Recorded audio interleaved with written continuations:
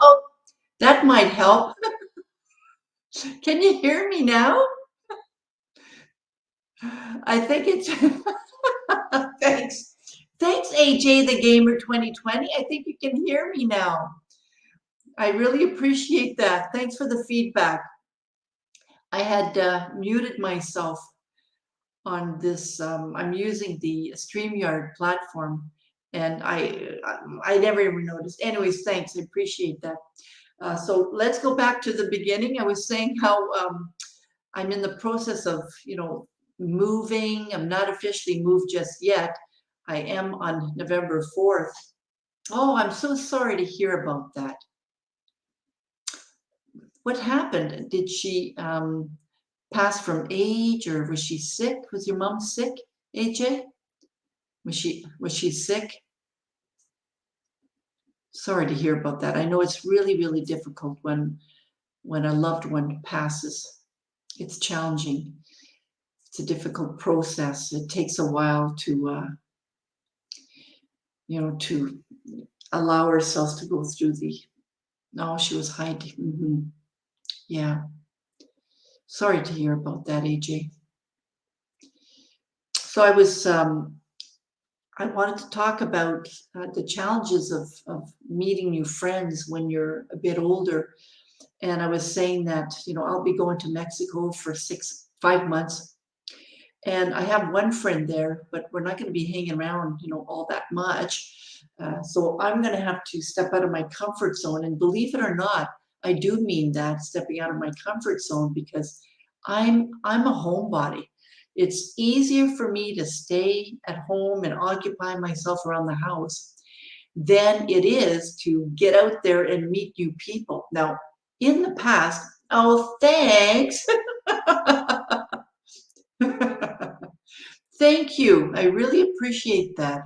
And thanks for touching base. Yes, I haven't been doing that many videos lately, mostly because I'm in the process of moving, and I've been doing a lot of teaching and a lot of coaching, so it doesn't give me a lot of time. But I thought perfect opportunity to come on today, mostly because I was chatting with a friend who is, about my age and going through similar challenges of having to find friends, right? That's the challenge. It's easy when you're in high school. Obviously, you have friends in high school. I still have friends from high school. It's easy then, and it's easy when you go to college. It's easier when you're working too, because then you can start hanging around with people you work with. But when you hit a certain age, I'd say 35, 40 and up, it's not so easy, to meet new friends. So I want to share with you a few tips. But first, I want to tell you a couple of ways that I've done it in the past. Now, I might have shared this before. I can't really remember because I've talked about so many different things in the past. But one of the things that I did a few years ago when I moved into this current city here is, and it wasn't to meet friends, to be honest with you. That wasn't the purpose. Well, that's really nice, but thanks, AJ.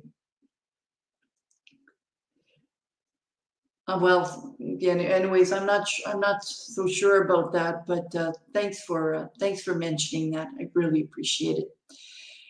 So one of the things that I did, and it was mostly to help me get more active. I've always been active, but there was a period of time that I wasn't that active, and I was aware of the meetups, meetup.com, I think. So I decided to create my own activities, to host my own activities. And for 4 or 5 years, I hosted some walks. It was called the Walk and Talk, and they became actually quite popular over the years. Now, for me, it was one way that I could get myself out there and start walking again, start being active. Not that I was inactive, but I could have been a little bit more active. So that really allowed me to be more active. But a byproduct of that, and I really didn't look at it at that time, but a byproduct of that was the friends that I made. I made a lot of friends through those walks. And still to this day, like this is 2011. since 2011 and 12, like going back almost 9 years. I still have, a lot of friends from that walk. And so, if you are kind of thinking, yeah, I got to get out there, man, a couple of things you can do definitely is join meetups. I think that's one of the greatest ways. And I think they do have different types of meetups across different parts of the world. Now, AJ, I don't know where you live, which country you live in, or where you're located in the world, but are there any meetups where you live? Because there are so many different types of meetups for different purposes. When I first moved to Ottawa, the Ottawa area, I was a coach. I've been a coach for a while, but I started looking into the divorce and separated groups through meetups because I wanted to start offering my services to the divorced and separated, individuals, because I had also gone through it myself a couple of times. So I had some experience.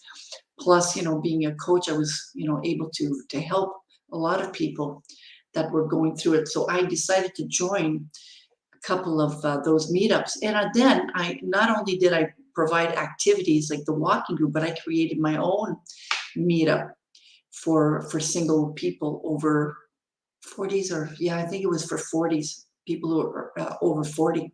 So you can create your own meetup. And with Meetup, yes, there's a fee to create your own Meetup, but with Meetup, they will also send information out to people in your area to let them know that there's a new Meetup. Or you can simply participate in a Meetup of your choice based on your personal interest. And I think that way, that's one great way of not kind of, putting yourself like directly in with, how can I say this? Wait, let me think about that. You could still be quiet among meetups.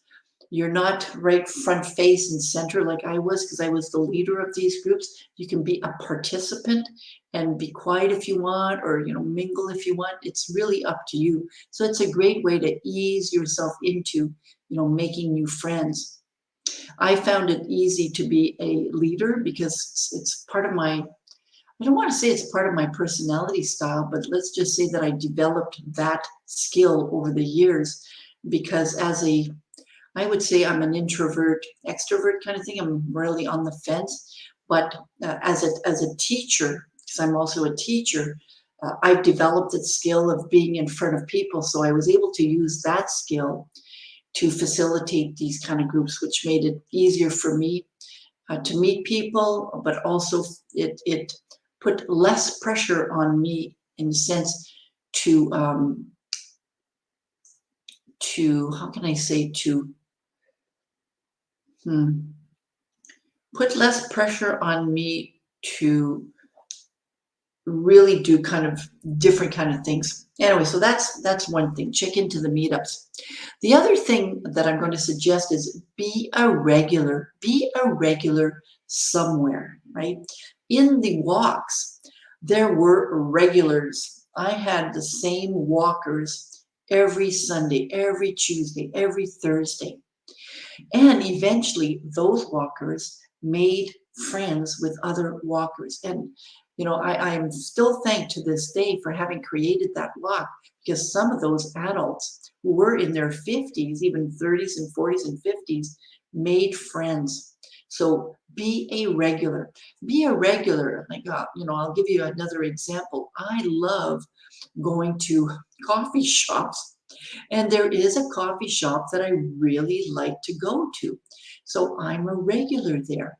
And not only is it easy to, socialize with the barista, but, I'm able to at least chat with other people that come into that coffee shop. And anywhere, if you go to a certain restaurant, be a regular.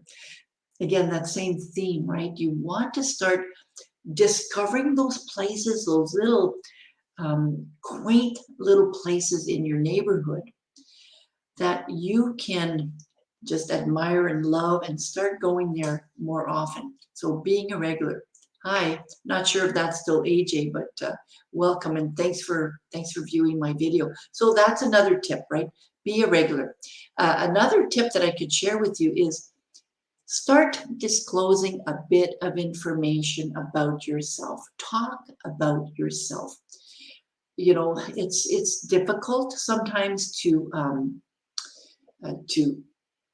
engage in conversations with people, but it's a little bit easier to engage in conversations when somebody else starts it. And it could be as simple as talking about the weather. I mean, you know, I'm having to teach a lot of my students now, they're adults, but they're adults who are learning English as a foreign language. I'm having to teach them how to do small talk. It's so funny. It's natural for me to engage in small talk, but it's not something that's really obvious. So a lot of people will talk about the weather. What do you think about this rain that we've been having lately, right? You know, I personally do like rain. I do enjoy walking in the rain, except when it's raining cats and dogs. So, you know, you want to start talking a little bit about yourself. You could say something like, you know, I really love this neighborhood. I just moved here a week ago. This is an example, of course. But you want to start talking a little bit about yourself. Research shows that when we disclose a bit of information about ourselves, that draws other people to us. And of course, it helps to engage in, you know, that type of conversation. So even the most kind of boringest small talk can be made a little bit more personal. So you can, you know, send me a message about that, and I'll definitely help you to develop your abilities in small talk, because I think that's almost like an art in itself. But you might want to say something like, it's as simple as, God, this construction is really driving me crazy. It's really nice to, you know, to come into this coffee shop. It's one of my favorite coffee shops. So just something like that when you're lining up, waiting for a coffee. Actually, today, I'll give you an example because this happened to me today. I decided to order my meal from McDonald's. I like to go out for breakfast once in a while, but it was pouring rain. So I decided to use the app and order my meal. But when I got to the McDonald's, I couldn't believe how many cars there were. There were cars, loads of cars at this bloody McDonald's. So instead of lining up with my car, I decided, park my car, get out of my car, and go into McDonald's. And there was a line up there too. I couldn't believe it. So I made a comment. I said something like, "What's going on with this McDonald's?" It's kind of funny, but at the same time, it was true because there were so many people, I couldn't believe it. So engaging in that type of small talk, it did encourage another man to engage in small talk too. Now, if I went there regularly and saw this guy regularly or saw some other people there regularly, eventually I would develop friendships with them, right? So again, start disclosing a bit, start using some small talk a bit, and start being a regular. That's always helpful. Now, of course, the small talk is part of conversation. So be the conversation starter. You know, it's not always easy to start having a conversation with somebody. I'll give you another example. I was at that same McDonald's about a year ago, and I was sitting at the McDonald's because at that time, I'm trying to think, yeah, I think it was before COVID. I was having my meal, but there was also an older lady sitting beside me. And so, you know, I know what it's like sitting at a table by yourself. It can be kind of boring. And I'm aware of that. So I'm using my awareness skill. And I started having a conversation with this lady. You know, I said to her, "Are you having a good day?" You know, it was just something really casual. I initiated a conversation with her. Now, did I become friends with her? No, I didn't become friends with her. But one time doesn't necessarily, make you that you develop relationships. But when you see them in other parts of the community, when you see them in, other stores, other restaurants, you see them around the neighborhood, eventually you continue to say, hi, how are you doing? And then we go, wow, you're everywhere. I'm seeing you everywhere. And then that could also lead into friendships as well. So if you are in your 50s, in your 60s, and you're really having a difficult time meeting people, strike up conversations. I have a friend of mine, the lady I was chatting with earlier today, she told me that there's a couple of friends that she might be, getting together with. She met one lady when she was looking for furniture, and she met another lady when she was looking for an apartment. Now, she struck up a conversation with these people. They're both professional, right? One's a salesperson, and the other one was a real estate person. Now it's up to my friend to continue that conversation, right?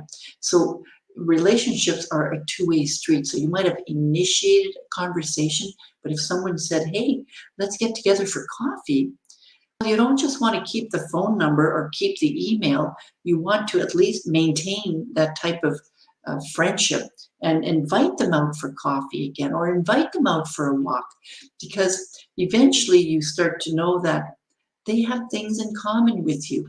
So you want to start, or continue to get to know them. And so don't be shy, step out of your comfort zone and talk a little bit more about yourself, open up a little bit more. So a little bit of self-disclosure. And of course, being a regular in some of your favorite places will also help you as well. So this is Linda G. Robert. You're back in the groove again, coach. I want to thank AJ, the gamer 2020 for telling me that my mic wasn't on when I first started. So thanks, AJ, again. I'm here to help you live your best life now so you can love what you do. Of course, if you want more information on my services, go to my website, backinthegrooveagain.com. Thanks for listening. Don't forget to like this video and to tell your friends all about my different types of videos that I do. Lots of interesting topics.